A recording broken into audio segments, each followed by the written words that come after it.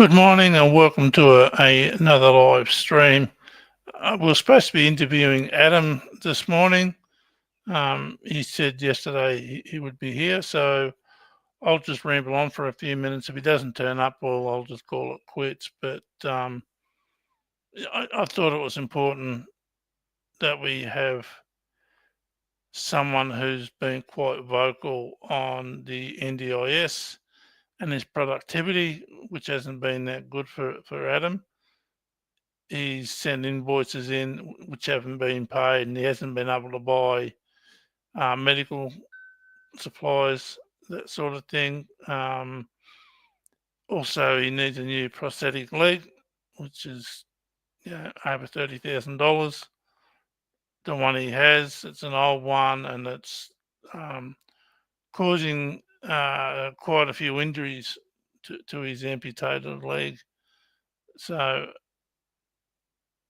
it's not uncommon what's going on with Adam. The frustration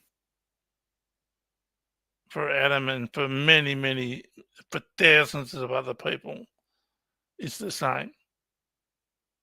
And we're not going to stop this from happening unless we get rid of the top tier people and replace it with people who actually want to represent the clients of the NDIS and don't abide by.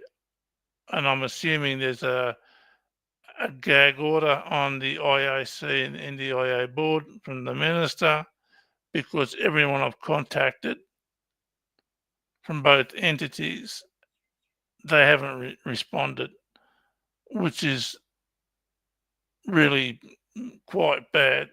They're supposed to be our representatives, but they're not allowed to talk to us. So, you know, hopefully the new minister, Mark Butler, won't do the same thing. But the people on the IAC and the NDIA board, they should be approachable. They're our representatives to the government and to the NDIA. And if we can't talk to them, then we can't relay the problems that we're facing, not just individually, but as a group.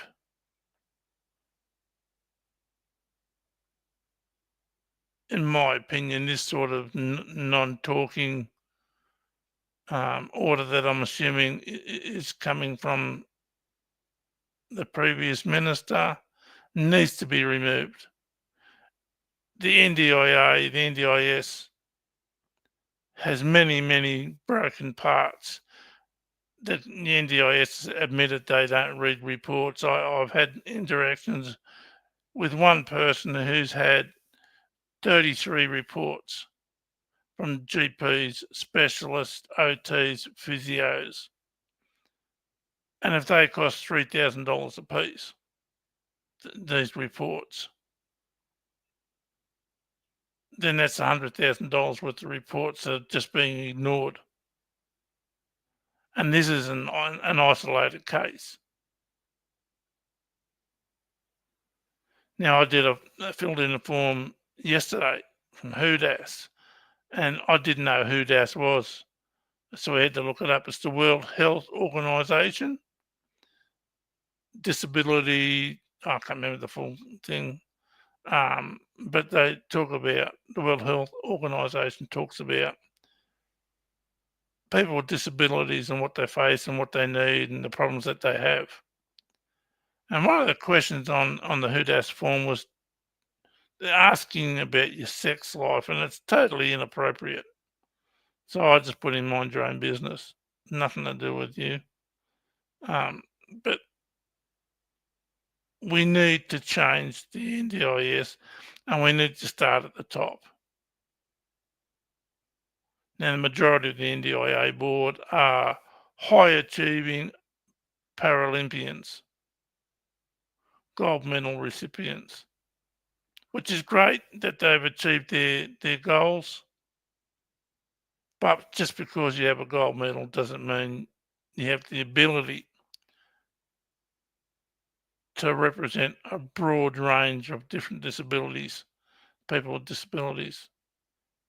It's such a daunting thing to do and I always try to put myself in other people's shoes, and even though I do that,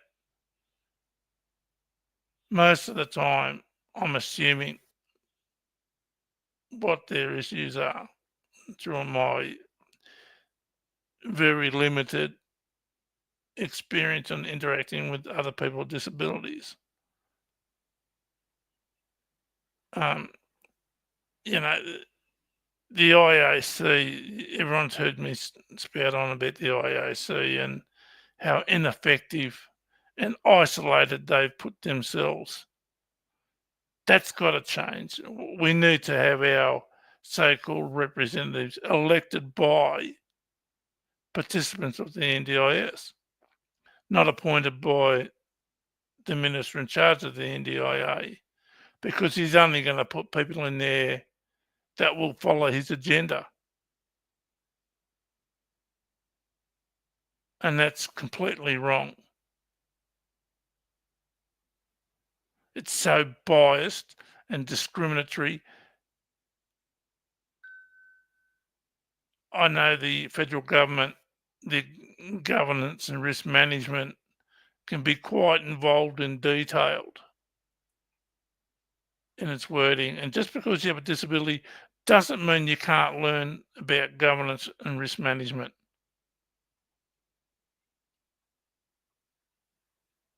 And that's what the federal government thinks. That's why they appoint people who will follow their agenda. Yep.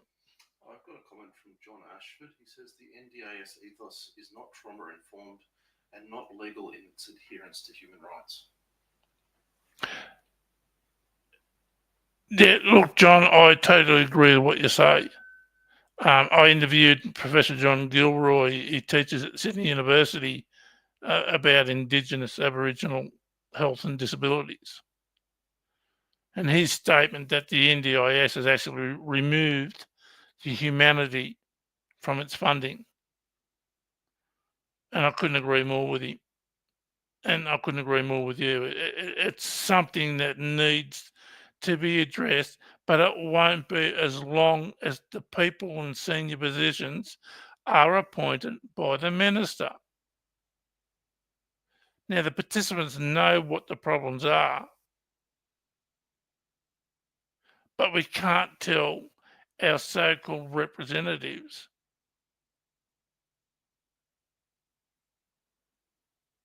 how what the NDIS is doing, how it truly affects a lot of people on the NDIS, because these people who are they are high achieving, and well done for them.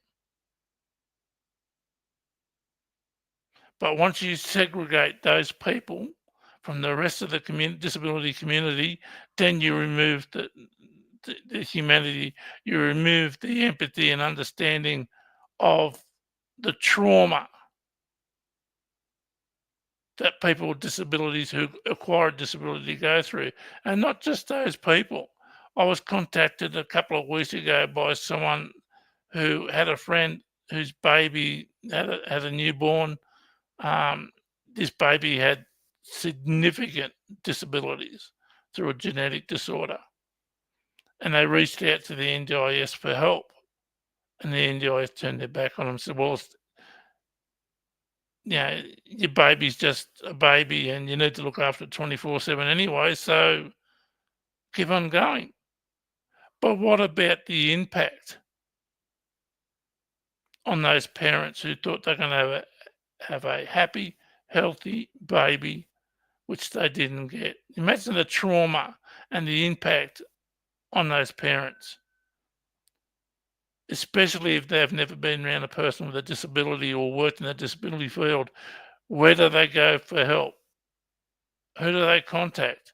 And that was the question I was asked. So I could only relay what I knew to this person so they could pass it on to those parents. But the trauma of that baby's birth, having a disability, the parents were just blindsided. Where do they go for help? How can they get supports that they need? What about their mental health? What about their emotional well-being? And these are the points that we need to raise with the senior members of the NDIS, but we can't because we're not allowed to talk to them. So they've basically isolated the NDIA board and the IAC.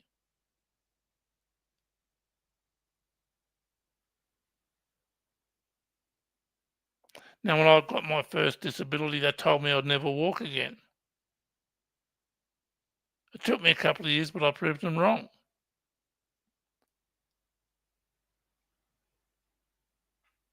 The trauma people go through who acquire a disability is huge. And it's an ongoing problem. It doesn't happen overnight or over a couple of weeks or a couple of months. It can take years and years and years for a person to get over that original trauma. Now, I was talking to someone and I said, I've been blind since 98. I have no light perception whatsoever. And I said to this person from Vision Australia, I really hate being blind. I hate it so much. I wouldn't wish it on my worst enemy. And this person said, oh, well, you haven't accepted it. Well, I have accepted it. I just don't like it, just like everybody else has an acquired disability. Because we remember what it was like not having a disability and the huge impact that's had on us. And that's not the takeaway for people who are born with a disability, congenital disability. Their struggles are similar.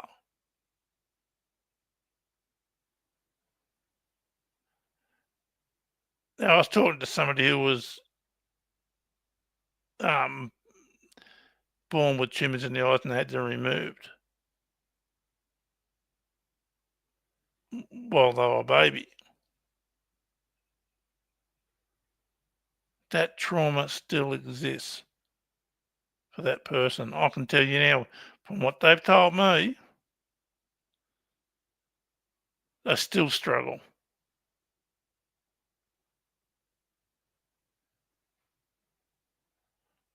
But what are we supposed to do when our so-called representatives don't listen and they are not allowed to talk to us?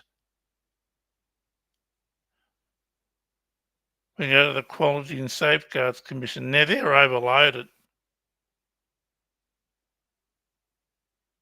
with complaints. So what do we do? Where do we go? Who do we talk to? Nobody's listening. That's why there's so much anger and outrage directed towards the NDIS. I mean, I know I've gotten things through my funding that other people haven't gotten who need the same thing.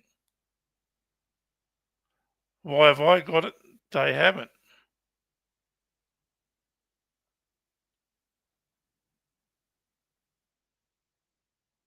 Is it put down to the OT report and the strength of the OTs and the strength of my coordinator of supports, my cause?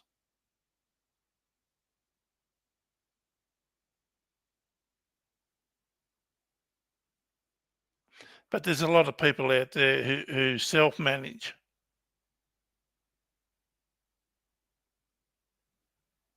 Who's supposed to get free advice from the Self-Managers Hub. I've been through their financials they posted online. They got a grant of about $243,000, but had to make the information public. And it's not, it's behind the paywall. You can pay their fee through your funding, but that's not the point.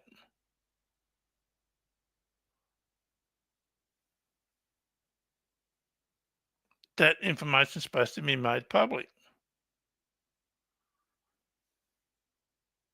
And who's in the Self-Managers Hub? Well, there's a former IAC member there. quite a well-known person too in Victoria.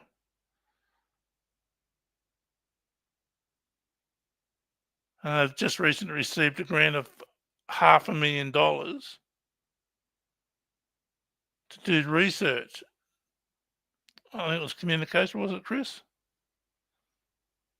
So the Self-Managers Hub, they got a grant of $500,000 also to research communication. Yeah, it was communication and then to push the information out for free to the disability community. Yeah, so they're doing research into communications for people with disabilities, and they're supposed to make that information available to the public, to the disability community. How in the hell does that cost $500,000?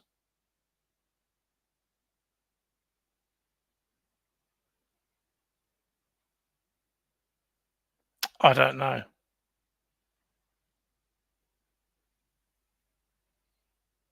But there's so much anger out there and disillusionment. Now, on the 11th of June, I'm interviewing Senator Abigail Boyd. I've seen her video clip on talking about the sustainability for the NDIS, especially for children coming through the system, to be there after that. The parents are no longer there. That they want to ensure that their child has the supports into the future. There was a Green Senator this morning put on their LinkedIn page about the government stopping these shell companies coming into the country and getting NDIS funding.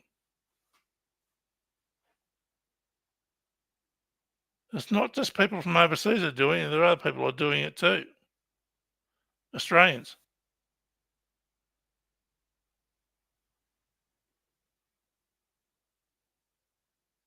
There is so much good with the NDIS, but unfortunately, the bad overshadows the good, and that's what we talk about is the bad. The NDIS employee, their workforce has 19% of it are people with disabilities, which is great.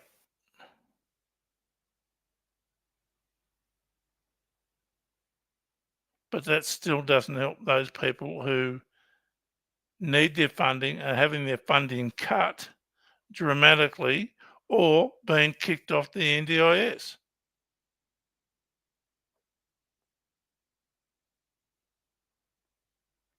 Things can only change if people with disabilities unite and speak up.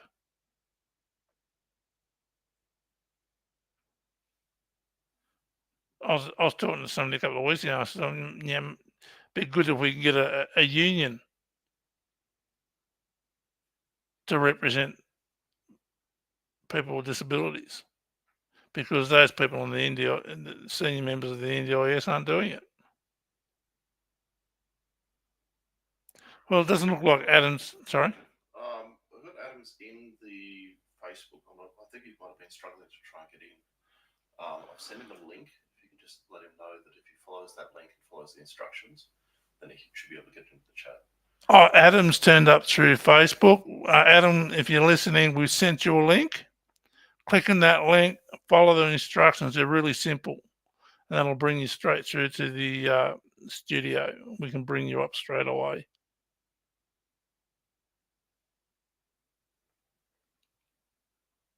I think one of the things we can do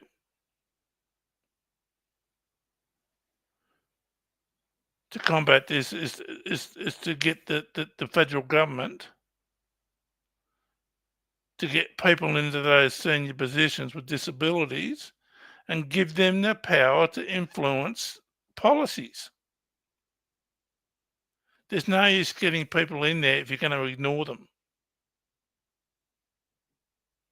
I got a comment from John as well. He's saying there's a significant issue with Australian society in general too, that if it doesn't affect me, why should I pay for it mentality. John, you're absolutely right. I think you can blame most of that on the media, because the media, all they do is highlight the negatives of the NDIS, how much it's costing. It's $44 billion a year. It's going to go up. So the media, they want to have it both ways. They want to complain about it, and when they have a slow news week, they want to talk about the positives. And I try and not do that. I always acknowledge the good that the NDIS has done. It's helped a lot of people. And while the media plays the doesn't work card, then people who don't know anything about the NDIS are going to assume that people who are on the NDIS, that their funding, they can get their hands on it. It's like a big payday for them. And I've had to explain to so many people, we don't actually get the funding. It's held by the NDIS. And then we ask for the supports that we need. The NDIS pay. But John, you are right that a lot of people think, well, I don't have a disability. Why should I pay?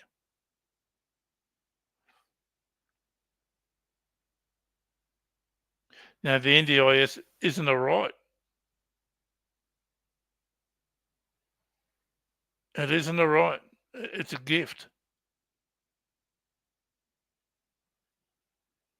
I've done more in 12 months, the last 12 months with the NDIS, than I've done all those decades without it.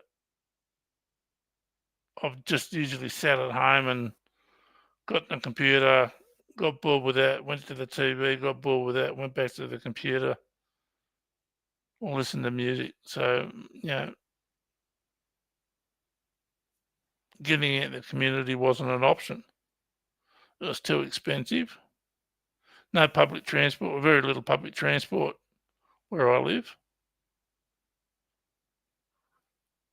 So, but yeah, we need to change the media's attitude towards focusing on the negative with the NDIS. We need to get out into the community more as people with disabilities and explain how the NDIS works to those people who don't know. Because you will change their mind. Once they know you don't access that funding, it's not a big payday for us.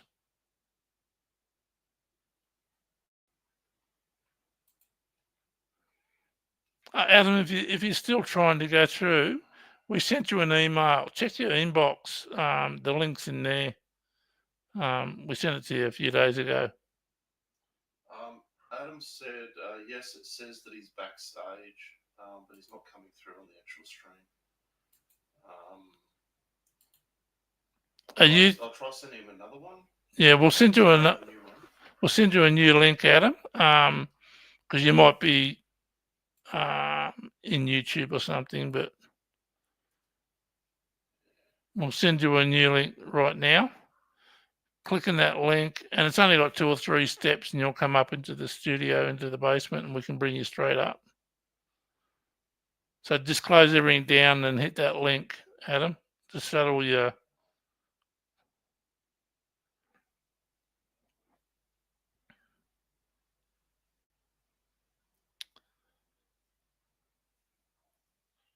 Sorry about this, everyone, but yeah, we're just having a few issues getting Adam on the right link. It's the same link that I just sent to him, but for some reason he said he's backstage, but he's actually not coming up. Yeah, you're not coming. So, in the stream, so maybe StreamYard's having a technical Yeah, problem.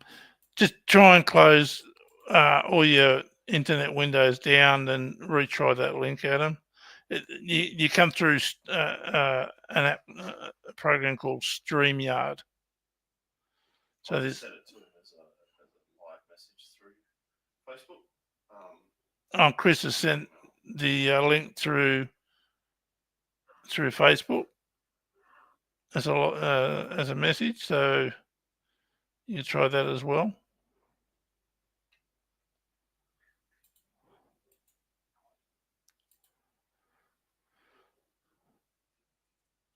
But I understand, and I know the anger and the frustration that a lot of people have.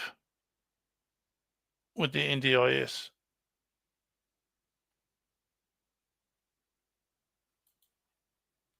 And we can only change things from the top down.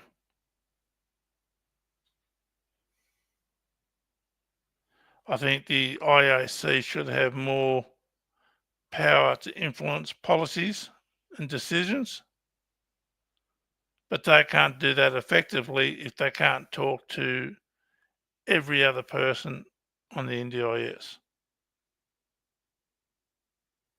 Now, I interviewed a woman last year, Judy Harper, from the Justice Advocacy Service. I think she was going on to the IAC. She would be a great person to have on the IAC. She's articulate. She knows her stuff, and she tries to understand those people that she's interacting with. So we can remove that barrier of the IAC not talking to participants. Oh, Adam, are you here? Okay, we'll just bring him straight up. There we go. We've got him. Hi, Adam. How you going? Hi, Jeff. How you doing, mate? Good. Sorry about that. You had a few issues getting through.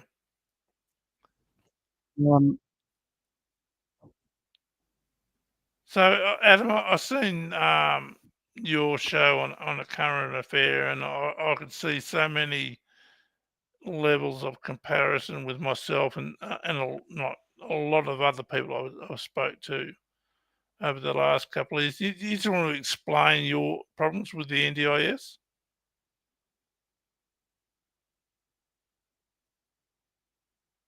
You there, Adam? He's dropped out, is he? Can you still hear me okay? Oh, Adam, you're really faint. You need to turn your volume up. You there? He's just having a look at this. Yeah, I'm here. I'm getting a lot of reverb. It's coming through twice, and it's really annoying. Yeah, you need to close YouTube. I don't have YouTube open. I don't have it open. It's fine. What was that, Chris? Looks like he's on his.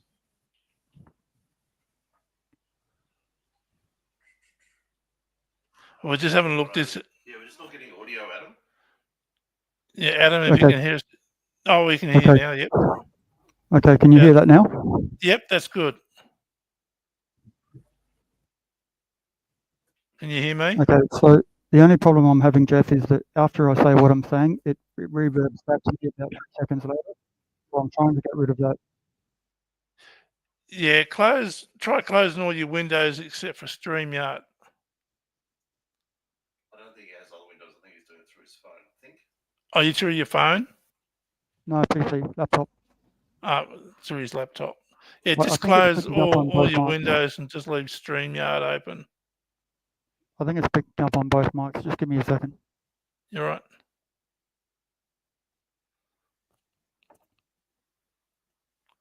Okay, can you hear me clearly now? Oh, you're very low, but we can hear you. Okay. That's better. Cool. Thanks for having me on, Jeff. Yeah, I'm glad we finally get you up here. I was seeing your show, your segment on a current affair, and there was so many levels of comparison, not just with myself, but with many, many other people that I spoke to over the years about the NDIS. Can you just explain the issues you're having? Okay. So I had a bi-yearly plan, which I was right in the middle of, and they basically accused me of fraud. Heavy insinuation of fraud, saying I was buying things that I shouldn't be buying. I had this argument with them and said, well, hang on, I'm listing the item that I'm applying for. That doesn't mean fraud. Fraud is when you go and cash a check that you shouldn't be cashing because it belongs to someone else. I have home modifications in my plan, and I requested high office shelving in my home office to stop me from bending over all the time. I can't really sweep or mop or stand at the sink and lean over and wash the dishes because that little bit of lean hurts my back so badly. So I applied for high office shelving. I have home mods in my plan, and I have medical documentation from my GP and a specialist confirmation of my amputation and my back issues, and they rejected that claim. I requested a sit-in stand table, and they rejected that as well. They have previously purchased me a sit-in stand table. The OT went with me to the NDIS registered provider to buy me that, and that's what I was asking for again.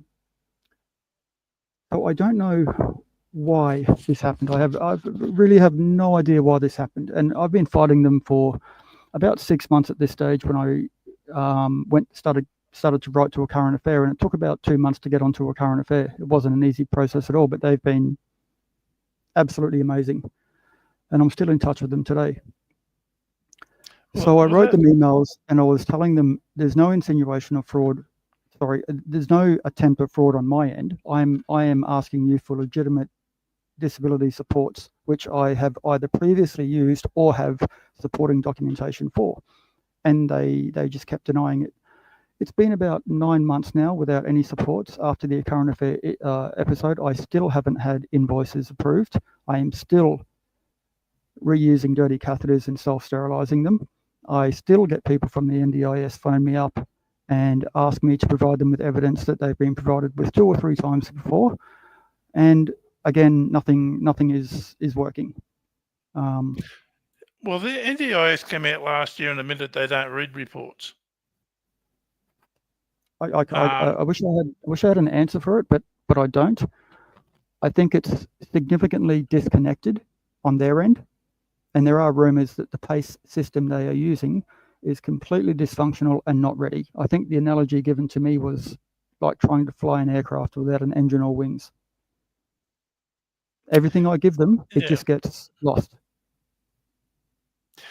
Well, I've had another person contact me last year. She sent in 33 reports from a GP, specialist, physios, OTs.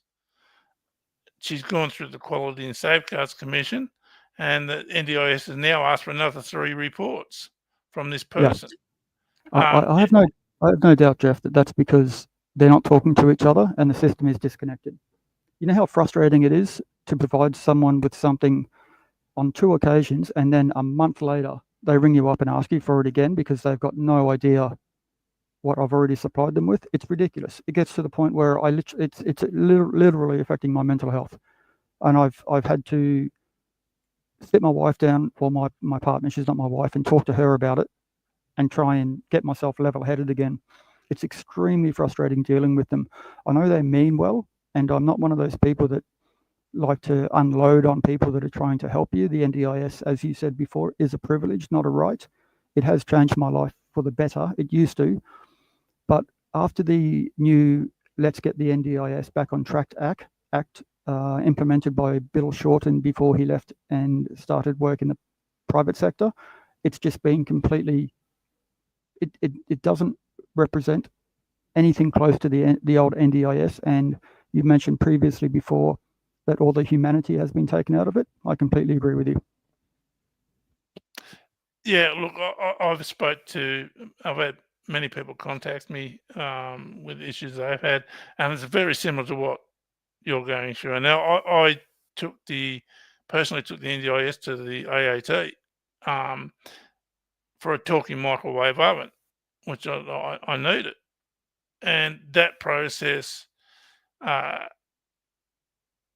took it out of me like it's affecting you. I had anxiety and I had to stop because I could no longer carry on with it.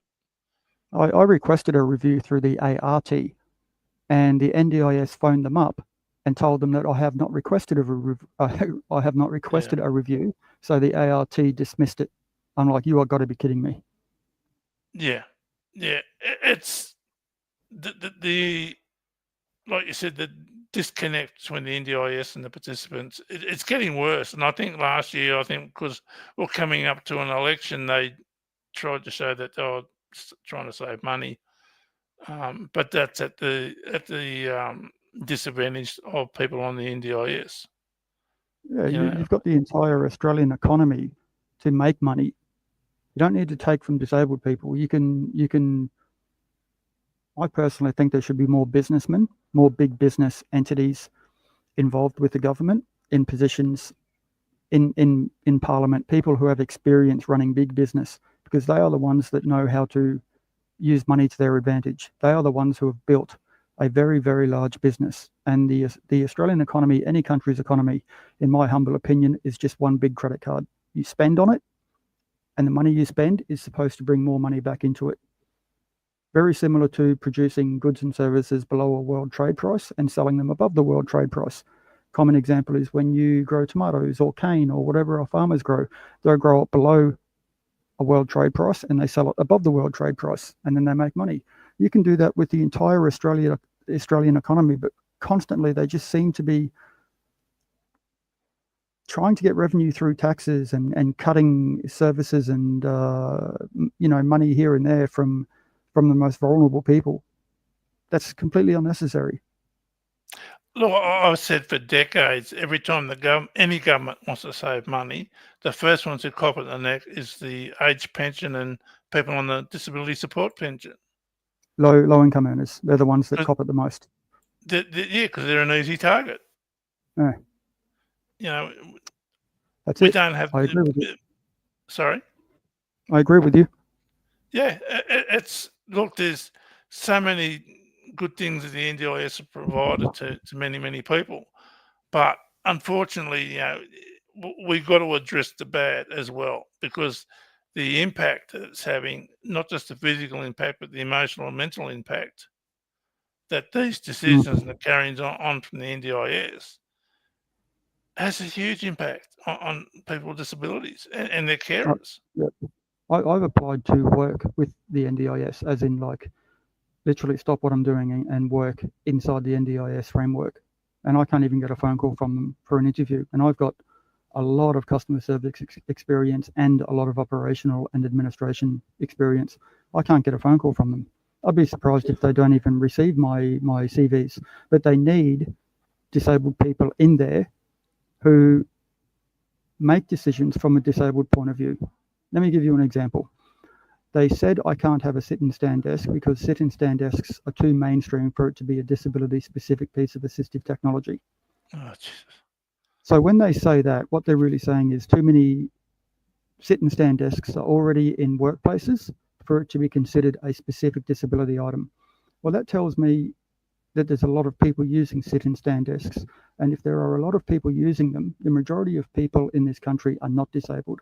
So I can't have a sit and stand desk because too many able-bodied people are using them in offices around the country. My disability doesn't care if you're able-bodied or not. My disability doesn't care what's being used by Joe Smith or John Bloggs down the road. It just knows that it needs what it needs.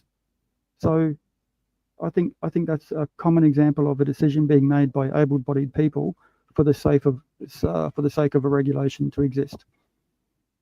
Well, the training that they have when they go into the NDIS can range from 2 days to 2 business days to 5 business working days. That's not enough time to get a good understanding of what people with disabilities actually need and depend on. I think they might be a bit scared to hire disabled people because we might go. I think they think that we might go approving absolutely everything to our fellow disabled people. No, that's not what we would do. We just have a better understanding of what disabled people need and what disabled people don't need because we live it every day, personally and professionally. You don't. So, look, I agree, but if you were to get a job with the NDIS, I can guarantee you that it'll come up from the senior management or even to the minister in charge what you can and can't do, and then you don't have a choice. No, but what I won't do is go accuse somebody of fraud because I don't like what they're trying to claim. Look, I've had, because I've got multiple disabilities, I've applied for things and they've told me no because it's an everyday. Now, I'm totally blind. I have no light perception whatsoever. I use an iPhone because it has a text to voice like VoiceOver. Mm-hmm. There are many, many apps out there that I probably use about between 20 and 30 apps Mm-hmm. to help me navigate and be mobile and to be safe. To me, it's a multi-purpose tool. It's not just a phone. Now, I've been out with a cane and I've got disorientated, and I FaceTime my wife, and through FaceTime, she was able to reorientate me to where I knew where I was. So it's not just a phone. It's not an everyday item for me. It's a multi-purpose tool. Yeah, but can you see how, I know this is going to sound rough, but I'll say it anyway. The person who made that rule an everyday item, I bet you that person is not disabled. Because if they were, they would have more comprehension of what disabilities are and what people need. Your disability, your lack of sight, it doesn't care if the item you need is an everyday mainstream item or not. It just needs what it needs. And half the time, what we need are mainstream items, but we can't get them now.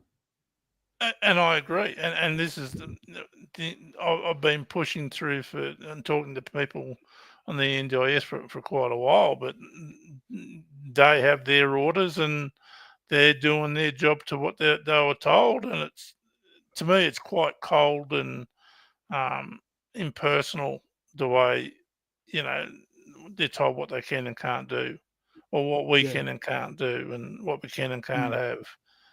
Like you said, if another person who was blind who was in a position to say yes to a new phone because he understands what I'm going through, then so be it. That's the way it should be, like you were saying. But to do that, we need to change the senior positions on the NDIS. I don't know whether you heard me say before that the IAC and the NDIA board. Yeah, they're appointed by ministers. Yeah, and they're told what they can and can't say and what they can and can't do. Now, how can they represent us if they won't talk to us? The boss of the NDIS is reportedly, allegedly on a salary that's higher than the Prime Minister, and the Prime Minister's on about 600K a year. And they're saying no to us for everyday items. That's disgusting. Oh, look, I agree. I absolutely agree. That's disgusting. It is, and it's the NDIS in itself can be quite bigoted by not allowing the stuff that it's not that we want them; it's that we need them. Well, I'm going to keep applying to work with the NDIS. I'm not going to say for, I'll say with the NDIS, and that's my way of trying to make change. I don't know what else I can do. I mean, I still don't have my catheters approved to go to the bathroom. I mean, the rate of infection must be high for you going through what you're going through, and that can have long-term health effects, like ongoing infections. Oh, there's been effects from it. I've been in hospital because of it. This is what we need to draw the line. We need to make people be accountable for those decisions. Well, the next step for me is legal, and I have got the help of a legal entity at the moment that is assisting me. But I said to my wife, why am I doing all of this just to get what I'm entitled to? So I'm looking around right now for legal representation to hold them accountable in a court of law. Yeah, you're going to need a good barrister. Well, I mean, if I can't find someone, I'll do it myself, and I'll try and draw as much attention to it as I can with the legacy news and social medias. And the idea is to get the message out there. I don't want this to happen to anybody else. No, never do I. And that's why, when I started this channel, it's going to be for people with disabilities to come up and talk about things that are relevant to them or what they're going through. But the last 12 months, the NDIS consumed all this time, and nothing's got any better. I don't know how to either. I'm really, in a way, this is the biggest fight of my life. In a sense. Look, you're absolutely right, and I wish I had some answers for you or have some tips for you, but I don't. I took my local council to human rights, and I had a barrister pro bono to take it to federal court for access to the CBD. That took 11 years. Hmm. Now, I tried talking to the councils, I tried talking to the business and explain, you know, what people with disabilities need, and it won't affect your business.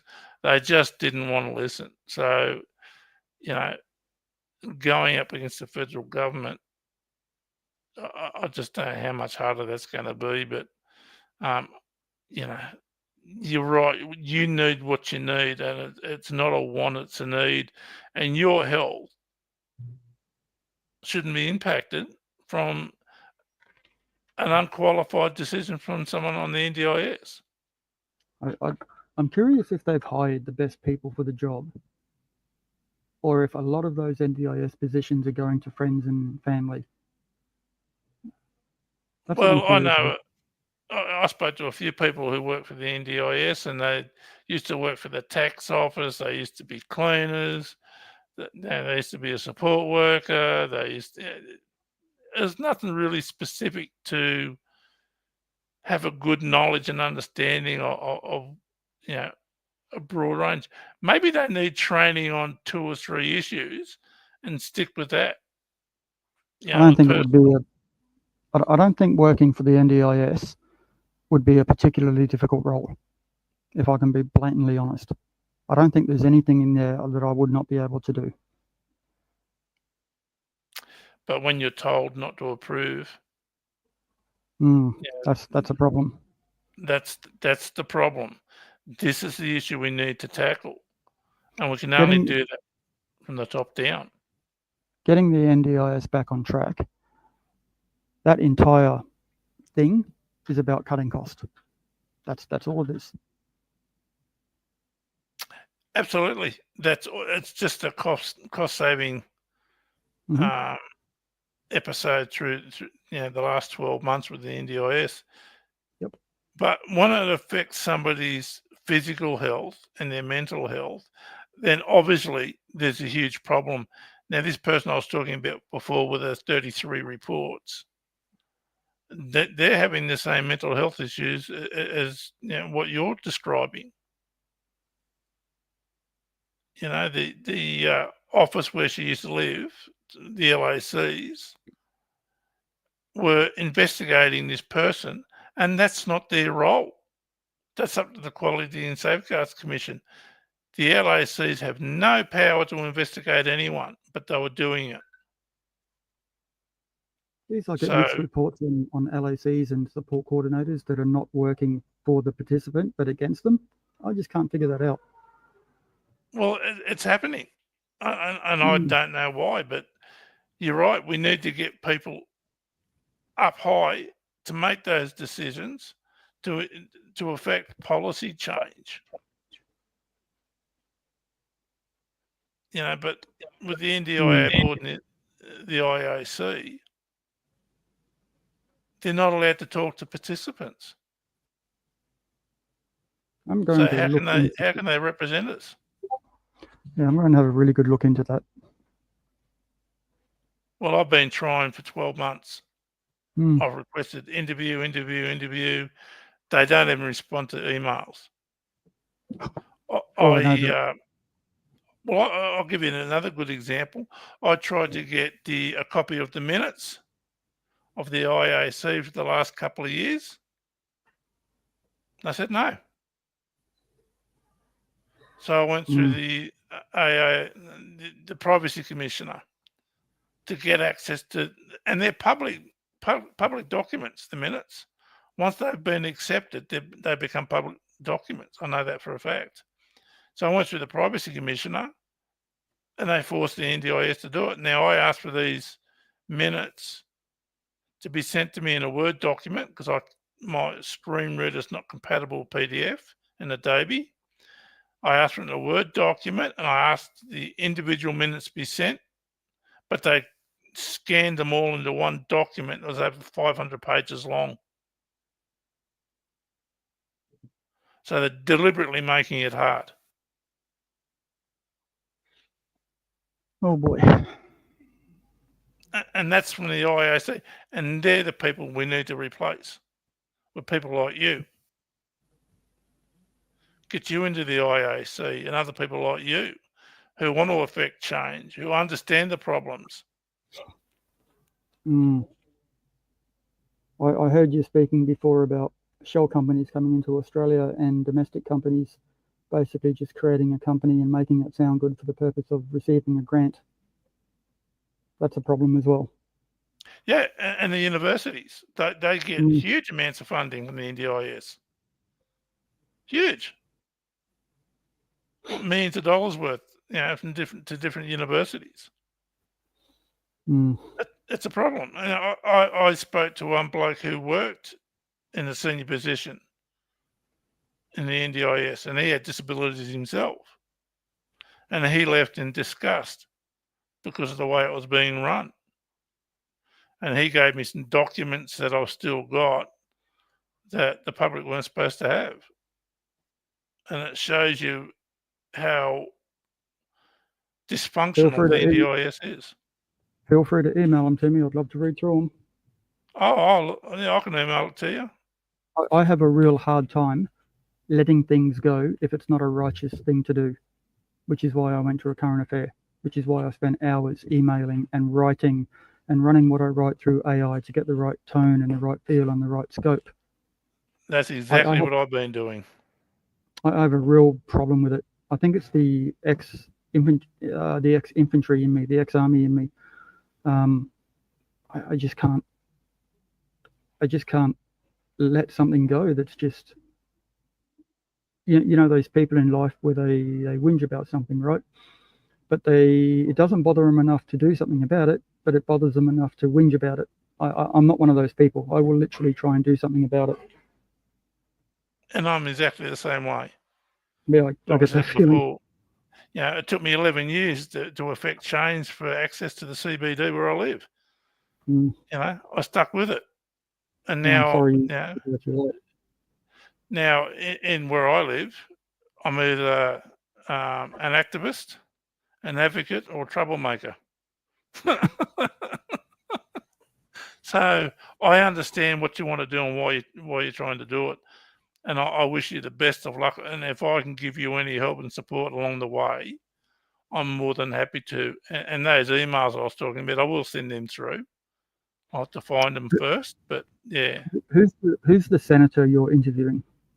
Abigail Boyd. She's the parent of a child with a disability, and she's concerned about the sustainability of the NDIS and how it's going to affect. She's an Australian senator, is she? Yes. Okay. Yes. Well, that's a good place to start. Yes. She's concerned that she needs the NDIS to be around to look after her child when she's not around. No longer here, her and her husband. They're the sort of people we need to be working with. So, I mean, an Australian senator is a good place to start, and you've obviously done a lot of groundwork to attract that sort of attention, Jeff. So that's my hat off to you. Well, like you, I try and do what I can to make things easier for other people. And the reason I do it because I know what I've gone through, and I don't wish that on anyone else. We need to make those people who are following our footsteps make it easier for them. That's what I believe. I'm like you. If you're going to sit there and whinge about it and do nothing, then don't whinge about it. Yeah, basically that's correct. Yeah, and if you can't do it for whatever reason, mental health issues or you might have problems with communication, then support those people who are willing to stand up and speak up and do things to help out. Yep. That sort of support goes a long way. Well, that sort of support is few and far between now, but I mean, a current affairs said to me that they could probably do an episode every day about the NDIS. They get that many complaints about it. Now, I'm not one to just whinge about something. I'd like my concerns to be expressed in a constructive manner that is beneficial for both parties, but it sounds like it's just falling on deaf ears. Well, over the last 12 months, I've written to Bill Shorten so many times. He never once responded. He always referred it off to the NDIS, and they're the ones I had the issue with. That's why I wanted to talk to him, but he just didn't want to hear it. Oh, you and me are not important enough. Well, not at the moment, but one day we will be. I think the IAC members should be elected by participants of the NDIS. Well, I mean, that makes a lot of sense, doesn't it? I mean, the people get to vote in who they want in power, and the NDIS is for disabled people. So, it should be another election, so to speak, like an election. And what are they doing, paying people $600,000? Like that's insane. How can you get paid more than the person who runs the country? Well, I'll tell you another thing that I was told by this person who used to work for the NDIS. They employed someone for $500,000 a year who couldn't do the job, so they moved him to one side and employed somebody else on $500,000 a year. And kept paying the other guy? Yeah, because he's on contract. It's that sort of stuff at the senior level that has to be corrected to benefit everyone below them. I am so motivated to work in the NDIS framework that I can't express how motivated I am to work in the NDIS framework for the sole purpose of trying to connect with people. When you are a disabled person, it affects you in a profound way. And it can be either a privilege or a hindrance, depending on how the person with the disability uses their disability to their advantage. And I honestly think that I could make a difference in the NDIS. And it's just so hard to get that message across to people. And that's why I brought you on today, because we need that change. We need those people in there who want to affect change. And not just sit there and do what they're told by the minister. If you're good at thinking, if you're good at thinking and solving problems, if you're good at talking, there is a way to do this that benefits both people while you still do what the minister needs you to do. But you just have to think outside of the box. I'm not saying don't do what the minister's telling you to do. I'm not saying don't follow your direction. But there is still a way to do something, even though you're doing it the way you've been told to, as strange as that sounds. But I don't think the motivation is there for that to happen. I think there's a lot of people in the NDIS who just go there for the pay packet. We need enthusiastic, ambitious, motivated people to work in the NDIS. You can always hire a skill set, people that have skills, but you can't teach motivation and ambition and enthusiasm. If you can hire from enthusiasm, ambition, motivation, that is the best foundation you've got for an employee, because you can teach the skill. That's my personal motto. That's my mindset. Yeah, I agree with everything you're saying. I truly do. It's now you work for yourself, is that correct? I'm more of an enthusiast. I don't. Yeah. Well, yes, sort of. I mean, I'm creating websites and I'm learning how to code and I'm doing a few really cool things. Yeah. Okay. The reason I ask is because as someone who works with a disability, you would have a sort of bit better understanding on the structure of an entity. I don't know. Yeah, it's not a disadvantage working for yourself or having your own business or learning. I'm a qualified massage therapist. I mean, I have my own websites that I built, which are business orientated. But it's more of a hobby that's slowly turning into a business. But I do actually do work for people, yes. Well, that's it. Yeah, getting out there in the community and proving to people in the general community that your disability doesn't hold you back. It's just You know. difficult when you ask for something like a sit and stand desk and they say no. Every medical professional I've spoken to, my LAC, my support coordinator have said that is a very reasonable thing to ask for. You just can't get it through to them. And you know what? Now they're approving things that they didn't approve in the previous plan. And they've given me slightly more funding. I didn't want more funding. I just wanted to use my funding for what I needed to use it for. I was on X amount. They took me down to Y amount. And then now they've put me back on X amount again because of a current affair and what happened. That's ridiculous. You know what? Instead of sitting down and creating this useless vision for participants' future based on mainstream items that may or may not be considered assistive technology, how about just interviewing the disabled person and finding out about them first? Because someone who's professionally motivated and ambitious is going to require different supports from somebody who's not professionally motivated or professionally ambitious, but they could both have the same disability, right? But both of those people are thrown into the same area. That's my main problem with the NDIS. Yes, one blanket covers all disabilities or similar disabilities, and you and I and everyone else knows that's not true. No, it is not true. Me being blind and using the technology that I use, my skill, out of 10, I would rate my skill level like a 3. Now, I know people at Vision Australia who their skill level's up around 8, 9, and they try to explain it. I said, no, look, treat me as a complete novice.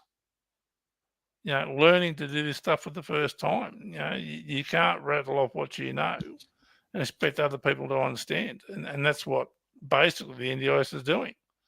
They're throwing one blanket over a certain group of people with disabilities and say, you all have the same disabilities, you all have the same problems. Basically, that's what I feel is happening, yeah. Yeah, well, and then on top of that, they dictate what you do and don't need without even really considering you as an individual, which is what the NDIS was originally designed to do, was to treat people as individuals and assess your individual need based off your individual goals that you state. Well, I interviewed Professor John Gilroy. I mentioned him earlier. He lectures at Sydney University for Aboriginal Health and Disabilities. And he used to go out through, Central Australia and help people with disabilities out there, And what he said was they used to get block funding, which worked really well for those people in remote areas because they were able to use the money for what they needed it for. Now, with the NDIS, that's been removed, and now you have to have your life goals. Are you achieving your life goals? How can we help you achieve life goals? Sometimes people don't have goals. They just need to get through the day. Yeah, some people are more motivated professionally than others. Some people don't want to work. They just want to be the best version of themselves at home, Yeah. I tried for years to find a job where I live, and when I acquired my disabilities, and as soon as I walk into the door, you could hear a pin drop. So I knew I wasn't getting a job. Yeah, I've had several interviews, Jeff, and at the end of the interview, after I've agreed to salary, training location, training hours, office location, office hours, own transport, everything. Is there anything else you'd like to discuss with me? This is an onboarding interview. Oh, no, I'm fine. Just to let you know that I use catheters and I have a prosthetic leg. So I am disabled, but, I'm okay. I'm fully, I can do this job. Oh, okay. Thank you for telling me. Do you think I'll get the email? No. No. Of course not. That's happened several times. It's so frustrating. And what do you see on the website? We are an equal opportunity employer. We encourage all disabled people to apply for this position. So frustrating. Makes me It scream. is. Well, that's it. Yeah, we've got to educate the general community on. Yeah, we might have disabilities, but we have a lot of abilities as well, not They just put that disability. they put that equal opportunity there so they can access government funding. Yeah, That's why they put yeah, it there. yeah. Look, I have a few issues with certain people and you know the way they access their funding, and I've sent off the information I've uncovered to ABC, 60 Minutes, newspapers. Heard nothing back. You know, these shell Mm, companies that come in, even from Australia, they have people have companies that basically do nothing but help them get more funding. mm. The Self Managers Hub. Nope. It's for people who are self manage their own funding. They can join this organisation, and on their website, that says that we'll teach you how to be creative and innovative to get items that the NDIS usually don't fund. So what does that entail? Is it fraudulent? You Well, know, it does not sound very good. no, But there might be a genuine interest in, for instance, me sitting stand desk. They've said no to this. This entity might be able to help me with that. So it really depends on how you hear that and how you see it, I guess. well, well, through my investigations, I sort of have huge question marks over that organisation.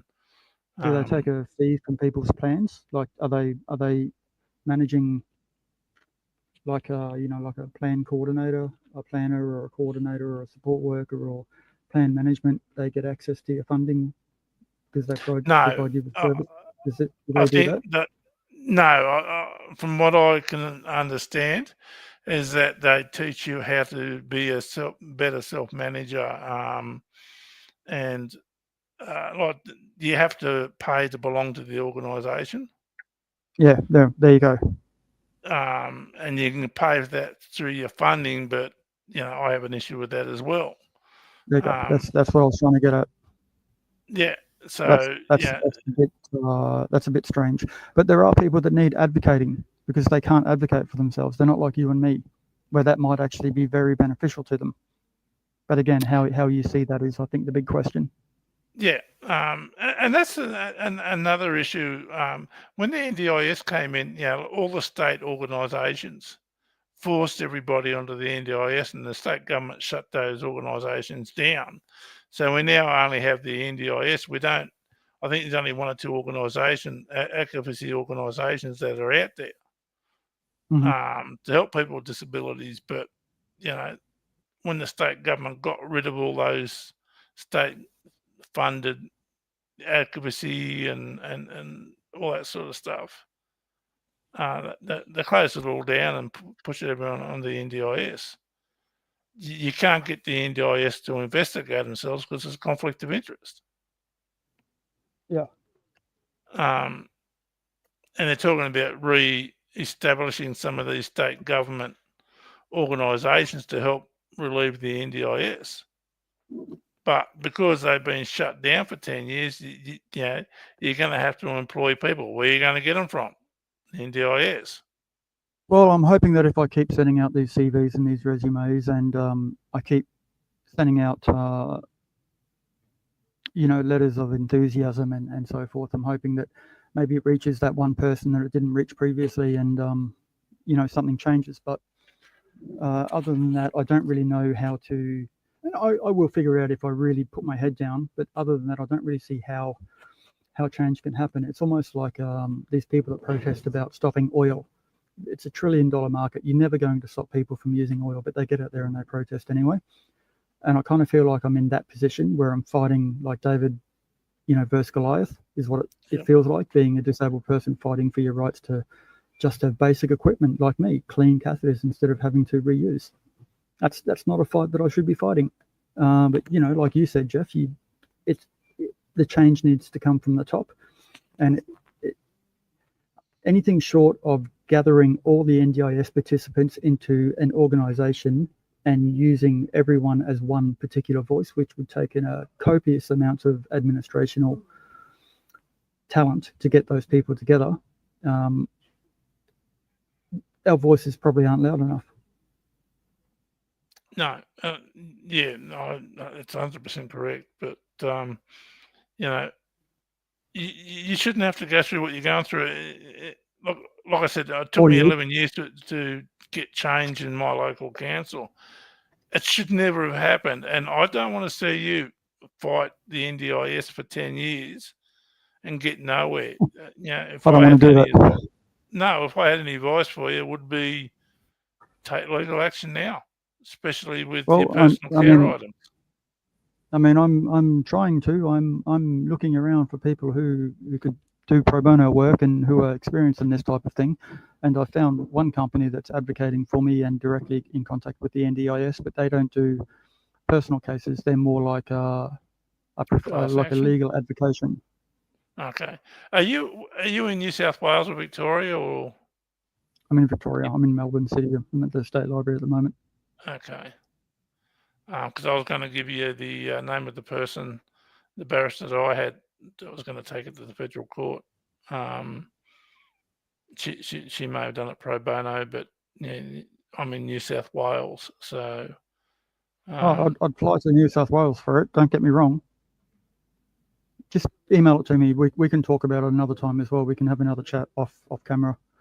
Yeah. About this type of thing. Like I really like what you're doing and the effort that you've put into this and these podcasts. So, you've obviously got a lot of people lined up to be on your show. So, I mean, we can always keep in touch and brainstorm and see what we can come up with together. Well, when I interview the senator, after a while, after we've had a discussion, if people want to come up into the chat and talk themselves, they're quite welcome. I would love to. I would love to. Yeah. Well, that's been tabled for the 11th of June with the senator. I'll shoot off an email and see if I can get you into the conversation as well. But she wants to make sure that the NDIS is sustainable.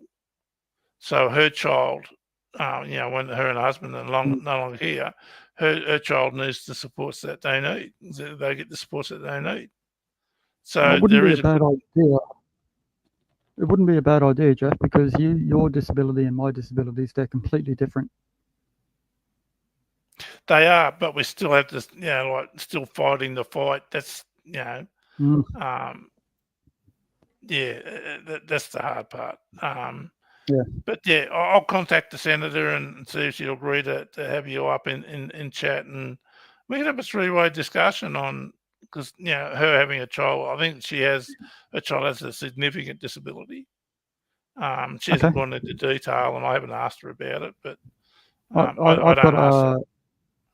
I've got an acquaintance who used to provide services to me, who has a significantly disabled daughter, and she's too scared to ask the NDIS for more funding in case they take away what she's already got, and they're already spending their own money on adult diapers for their child because the NDIS funding is running out. That should not happen. No, especially what you're going through. That should not happen. No, and now that because it is happening, it's degrading for the participant to have to come out and give up your personal information. Yeah, it's not dignifying, is it? No, absolutely not. But they don't care because they're just doing their job. That's how they justify it. There's no.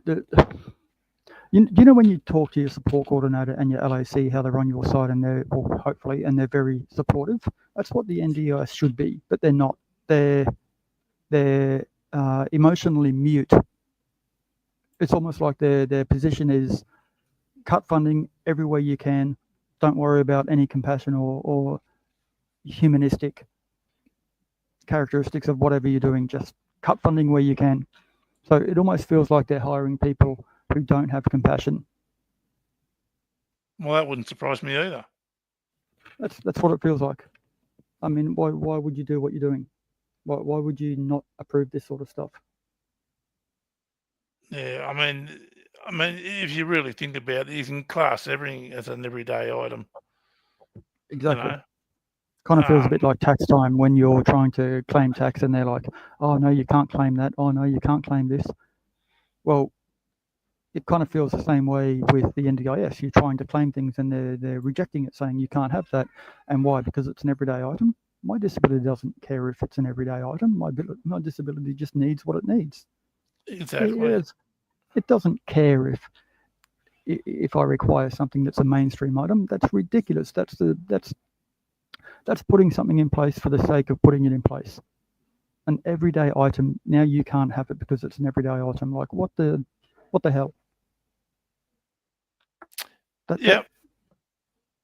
I am just astonished by that. Absolutely astonished. No, but you'd be If surprised. that's not cost cutting, I'd be surprised what is. Yeah, I mean that's happening for tens of thousands of people on the NDIS. You know, all this cost cutting stuff. There was one person there that their son had cerebral palsy, and they wanted to put this device on the hoist so they could weigh him when they moved him from the bed. So, and this young man with cerebral palsy, he used to get 24 hours a week in respite.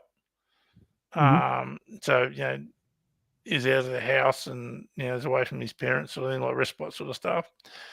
So when they applied for this device that could weigh their child, their son, in the hoist, what did they do?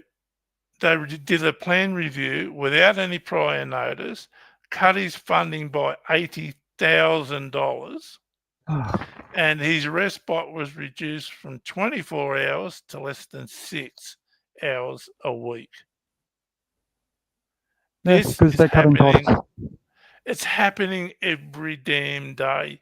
If you go on Facebook and go to those different sites and get on LinkedIn and read this stuff, it's happening every damn day. And this has got to stop. There were people complaining that they would get a phone call from the NDIS saying, I would just need to ask you a question to clarify something. And they'd answer it. And that was their plan review.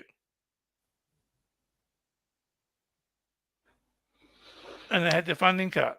That was their plan review. There was one bloke that said, "Oh, this sounds like it's a plan." There was one gentleman. It is. And there was one gentleman said 3 times he asked if this is a plan review, and it was only after the 3rd time he asked that the NDIS person said, "Well, yeah."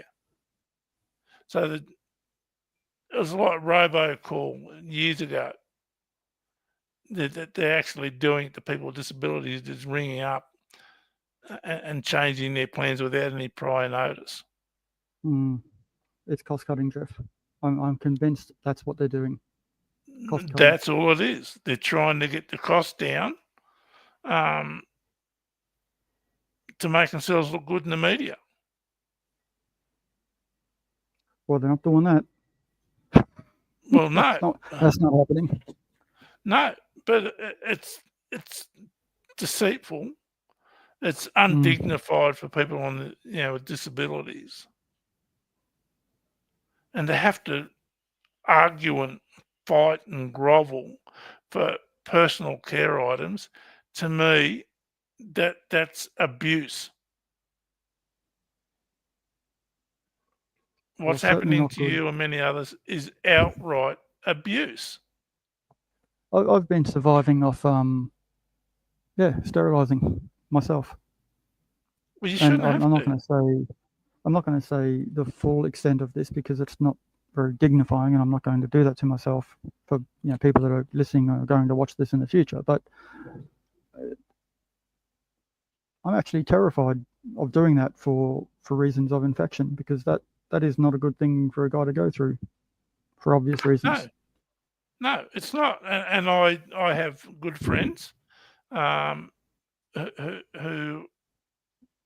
have a single-use catheter and throw it away because of the amount of infections. Like, once you get an infection, then your system's weakened, and then you get them all the damn time. I know I I've had had a friend who infections. nearly passed away from it, from an infection. It's undignified to have to, because I don't really, I'm saying personal care items, just to try and give you a bit more dignity to what the NDIS has taken away, because you have to come out and publicly speak about these personal issues when you shouldn't have to. It should never have happened. And I'm damn angry about it, because I understand what you're going through. I've been through similar things myself. I worry NDIS about 1.0 failed. NDIS 2.0 is failing. It needs to be NDIS 3.0. That's what needs to happen. Well, it needs to get back to the way it was. Like I said, when I first went, I had, in the first 18 months I was on the NDIS, I had 6 different LACs.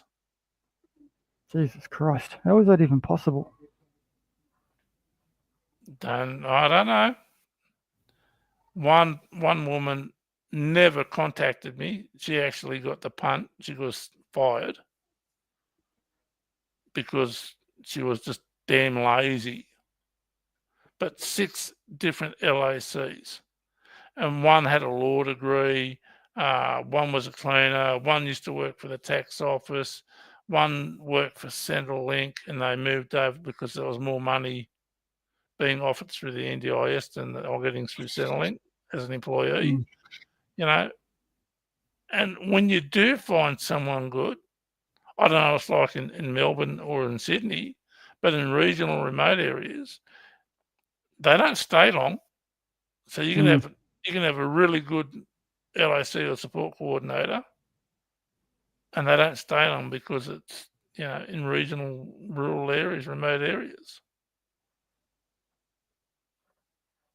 But I am so angry and incensed about you having to go public with personal issues.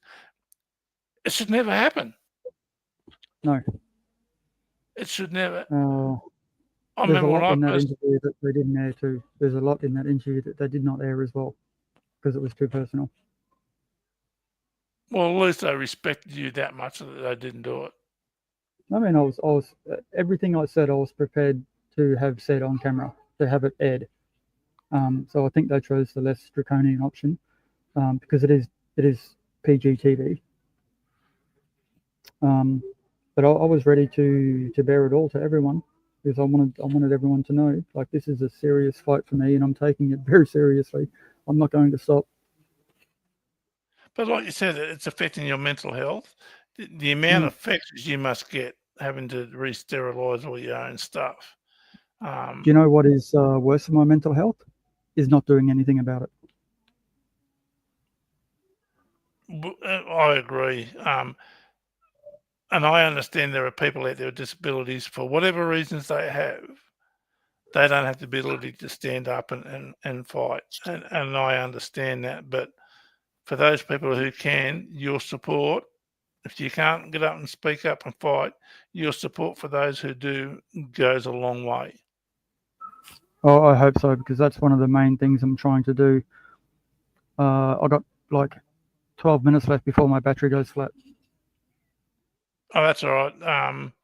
Is there anything else you want to quickly mention that you feel is really important? Not really, Jeff. I think I've basically covered everything. I'd like to keep in touch with you though, like because you're the first person I've come across who is a participant who's as motivated as me to induce change. Well, I've come across a few people through LinkedIn who are the same. I can put you in contact with them. They're in different states, but having that network of support goes a long way to help you achieve what you need to achieve to I affect don't know change. how. I don't even think I would have been able to do what I've done without my support coordinator. There's some days where I've just had to ask her to just take the lead on it. I can't do it today. Yeah, no, I've been there, and that's one of the things that the NDIS they should understand is that their decisions have an ongoing impact, not just in the physical, but the emotional and mental aspects of a Mm, person. And yeah, their carers as well. Sometimes it's harder for a carer. You exactly. know, my wife's been my carer for since 1989. Hmm. And sometimes the pressure that was put on her because I was going through health issues was huge. It's huge. Yeah, And and I've you know, I've got a significant other as well who takes on quite a bit of emotional, who has to employ emotional tolerance to deal with everything that I'm going through because they want the best for you as well. So they're kind of on your side. Um, she has had to do things as well, which she should never have had to do to help. yeah, Without going into and specifics.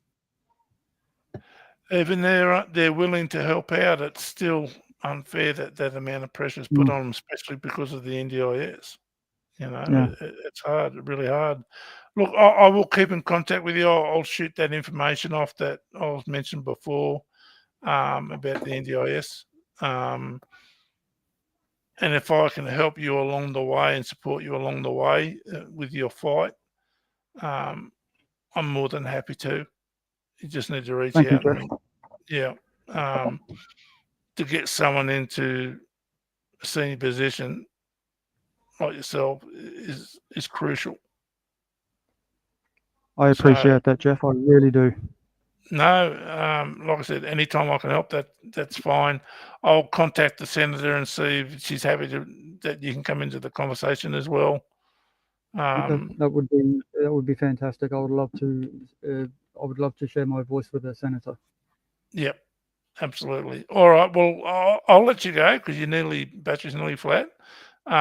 Thank you for coming today. I'm sorry it was a bit of a hassle getting you up, No, it's okay. It's fine. but look, I hope everything goes your way in the future. But we'll talk offline anyway.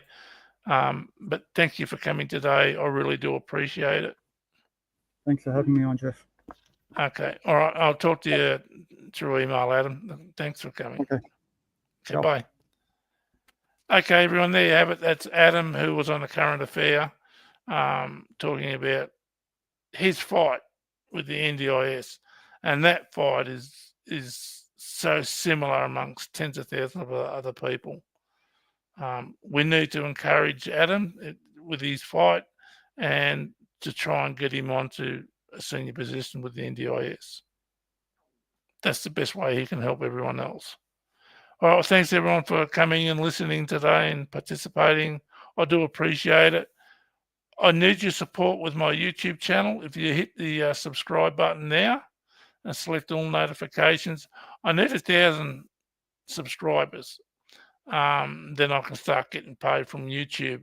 A little bit of money, not much, but everything I do at the moment is coming out of my own pocket, and it's a bit of a hardship at the moment, just like everyone else with the financials, the way the country's going. But thank you for everyone for coming in. Thank you, Adam. I do appreciate it. Talking about those personal issues. We'll end it there, please, Chris. Thank you, everyone.